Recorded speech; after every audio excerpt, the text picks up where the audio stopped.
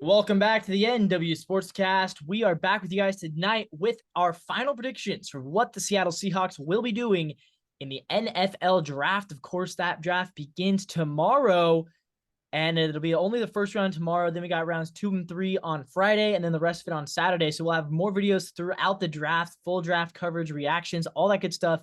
If you want our takes, obviously you got to come to this channel. But right now, we're talking about what do we think is going to happen, right? Could we trade down? We've been known to do it. Could we trade up? A lot of people think we should trade up for a quarterback. Or maybe we trade at 16. Or excuse me, maybe we pick at 16. I'm going to bring in Drew here. Drew, what do you think we're going to do? What direction do you think John Schneider is going to take? Yeah, what direction John Snyder is going to take is definitely different than what I think they should do. I think they should draft a quarterback. I've said it once, I'll say it again. Geno Smith is not the answer. I think people agree with that, but I think it's very short-sighted to think, oh, we'll solve it in the future. We'll solve it in the future. Next year's quarterback class isn't good. I would draft a quarterback. This is not what I think should happen, though. This is what I think is going to happen.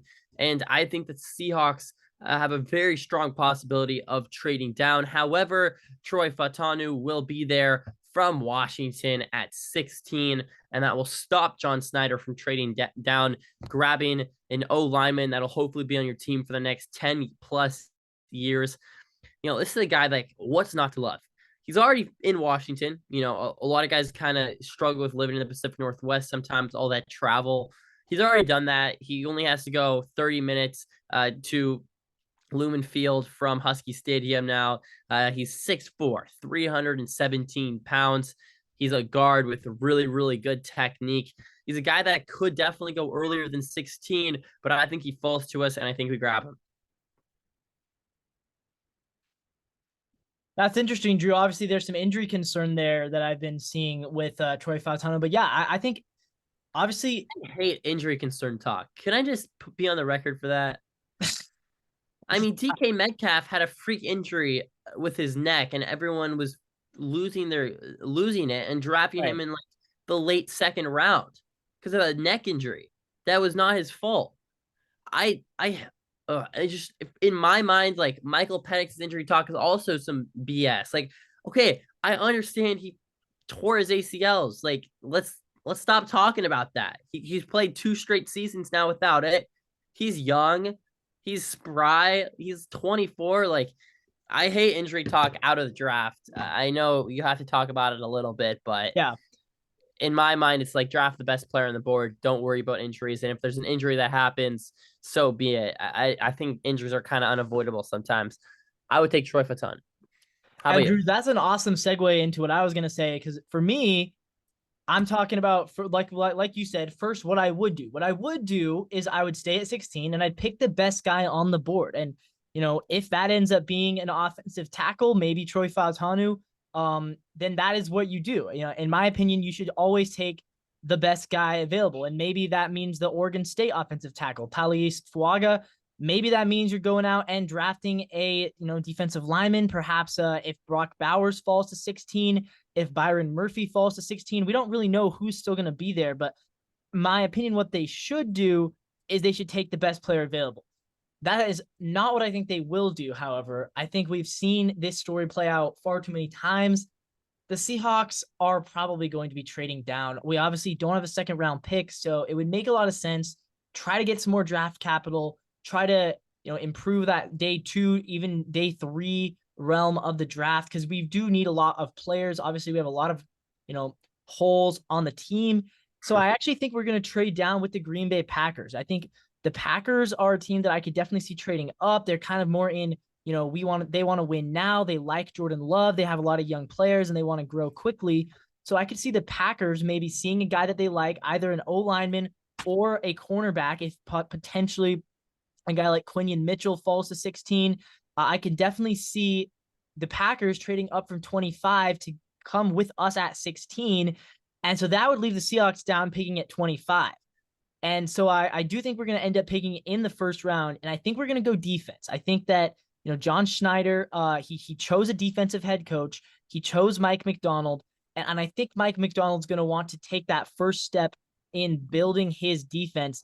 I actually think we might go with Jer'Jon Newton out of Illinois if he's still there. He's projected around the low 20s, maybe he's projected, I believe, at 24 by NFL.com. So if he's there at 25, I think he would be a really good player for us to draft. And I think Mike MacDonald would like him. Kind of a bigger guy, 6'2", 304 pounds, big arms, 32 and 3/8. And you look at his prospect grades, really, really good. 88 production score, 70 athleticism score. That's the 12th best from any D lineman in college, and an 83 total score. Next Gen Stats is rating him that he will eventually be a plus starter. So, I think that Mike MacDonald will see that and say, I can get the future linchpin of my defensive line at 25, and I can get an extra couple draft picks. Probably you get the Packers second rounder and then maybe a fifth or a fourth thrown in there as well. So you can increase your draft capital, still get a really solid player on your defensive line. I think that's what they're going to go. I think Jer'Zhan Newton kind of fits the schemes for the Seahawks pretty well. So I think that's what they will do. Not that I think that's what they should do, but that's what they will do. And what will they add? What will the Packers give up?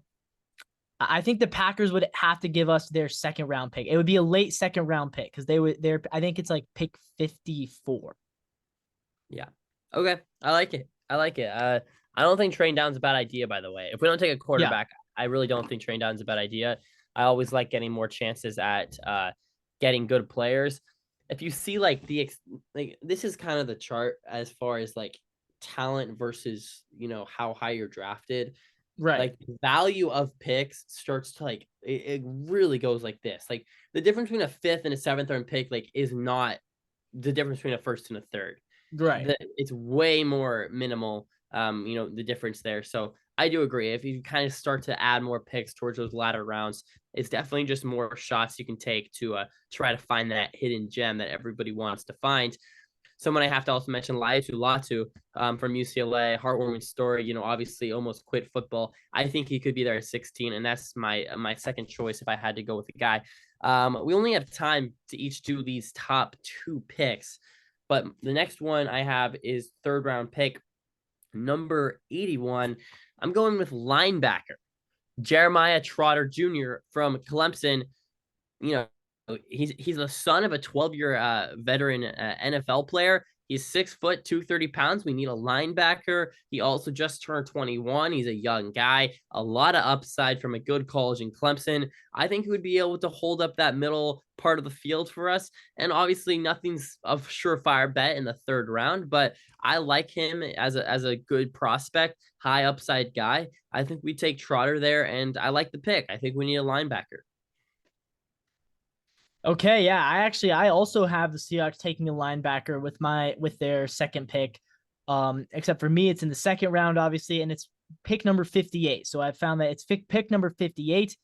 And I think the Seahawks go out and get Michigan linebacker Junior Colson. I think that, he's got some good experience at the highest level of the collegiate play. And I think Mike MacDonald again is going to go out and say, I want to continue building this defense. We do need linebackers.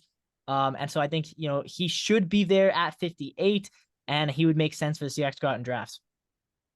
Yeah, and it looks like we got time really quickly for one more. Fourth round pick, 102. I still don't have a trade, and I'm going to stay that way. We're going to draft a safety, Sione Vaki. We got rid of a couple guys in this offseason. A lot of high upside from Utah. Safety is one of the positions that you can often find value in those later round picks because you just draft athletic guys, put them in the backfield, let them play center field, and a lot of those guys turn out good. So I have Sione Vaki, super, super high upside guy. He had a lot of picks this year, is just a flashy, true two-way player at Utah because he played wide receiver on offense and also played defensively, but he's probably going to line up as safety. Hey, but you could also stick him at wide receiver, some good versatility. I'll go with Sione Vaki. We have about 30 seconds. Levi, what do you got? Yeah, for me, third round pick. I'm still in the third round, and we're taking Notre Dame offensive tackle. We're taking Blake Fisher, starting to kind of beef up that O line, 310 pounds, 6'6", gets good draft scores across the board. So I think go out there, beef up your O line, D line in the first 3 rounds, and I think that's a solid route for the Seahawks to go. Yeah, kind of hiding behind Joe Wall. A lot of value there, but that's always the time we have for the NW Sportscast. Please leave a like, comment, and subscribe. See you guys later.